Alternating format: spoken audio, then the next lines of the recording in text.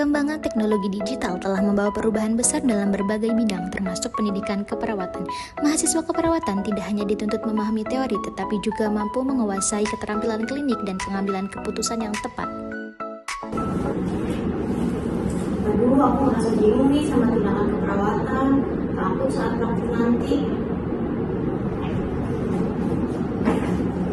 Kamu kenapa, Kak? Aku sudah belajar teori, cuman aku masih bingung karena kayak takut salah tindakan ke pasien langsung, lalu takut salah mengambil keputusan. Nggak apa-apa, aku paham kok. Banyak mahasiswa perawatan yang lain juga yang merasakan hal yang sama kayak kamu, termasuk aku. Ya, rasanya teori dan praktik berbeda banget.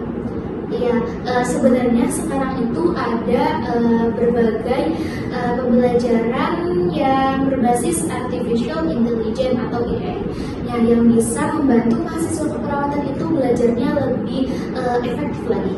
Namanya Ada namanya itu Intelligent Nursing Education System atau INES. INES ini pembelajaran keperawatan yang berbasis AI yang dirancang untuk membantu mahasiswa memahami materi, melatih keterampilan klinik, dan meningkatkan kemampuan pengambilan keputusan keperawatan. Oh, begitu ya, menarik juga. Nah, di dalam INES ini terdapat berbagai fitur unggulan yang dapat membantu proses pembelajaran mahasiswa keperawatan.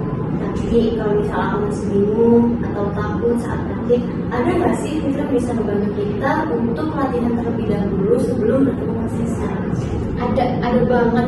Nah, salah satu fitur unggulan INES itu ada yang namanya Virtual Patient Situation. Nah, kamu itu bisa mendownload atau mencari webnya itu di Google, terus kamu juga bisa download di App Store atau Play Store. Nah, nama aplikasinya itu Full Code Medical Simulation. Melalui Full Code Medical Simulation, kita dapat menghadapi berbagai kasus pasien virtual layaknya situasi klinik yang nyata.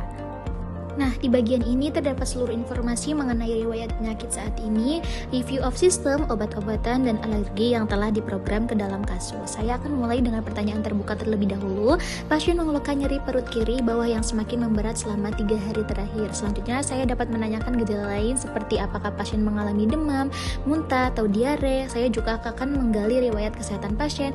Pasien hanya memiliki riwayat depresi dan tidak memiliki penyakit lain yang bermakna. Saya juga menanyakan riwayat operasi dan didapatkan bahwa pasien ini tidak pernah menjalani operasi sebelumnya.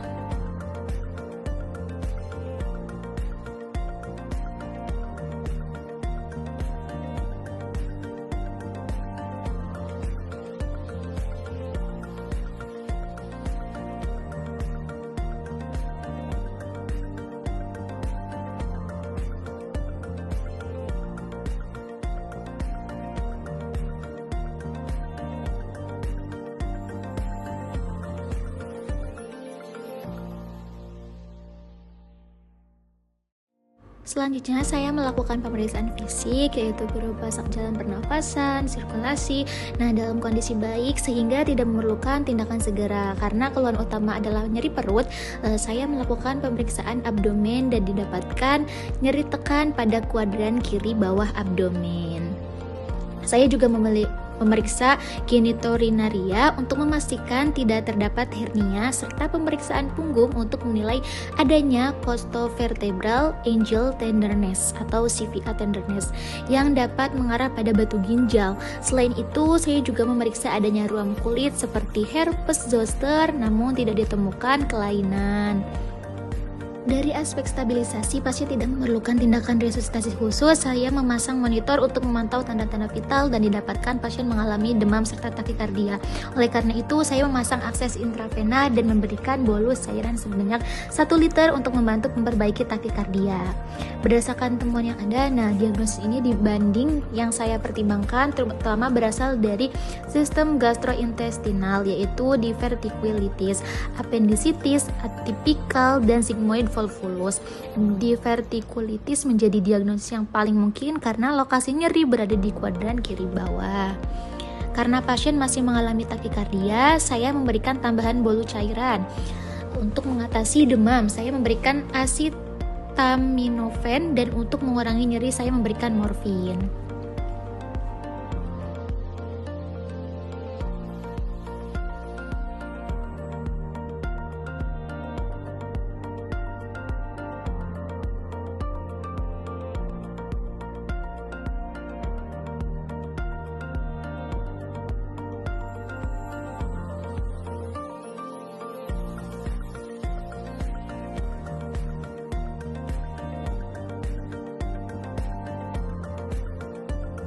Selanjutnya saya akan melakukan pemeriksaan penunjang berupa darah lengkap, profil kimia darah, laktat, fungsi hati, lipas, serta urinalis untuk menyingkirkan kemungkinan infeksi saluran kemih atau batu ginjal. Hasil pemeriksaannya itu menunjukkan peningkatan ringan jumlah leukosit, sementara hasil lainnya juga tidak menunjukkan kelainan bermakna.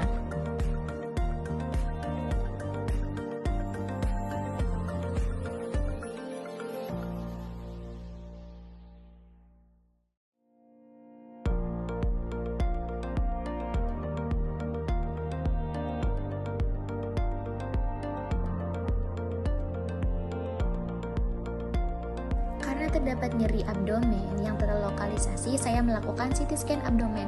Hasil CT scan-nya menunjukkan adanya stranding di sekitar kolon sigmoid yang konsisten dengan divertikulitis. Berdasarkan hasil tersebut, saya menegakkan diagnosis divertikulitis. Terapi yang diberikannya yaitu adalah antibiotik ciprofloxacin dan metronidazole sebagai terapi standar untuk divertikulitis.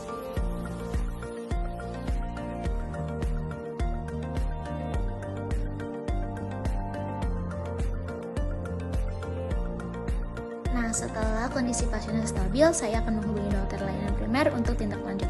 Pasien dapat dipulangkan dengan kondisi stabil dan dianjurkan kontrol dalam 2-3 hari ke depan.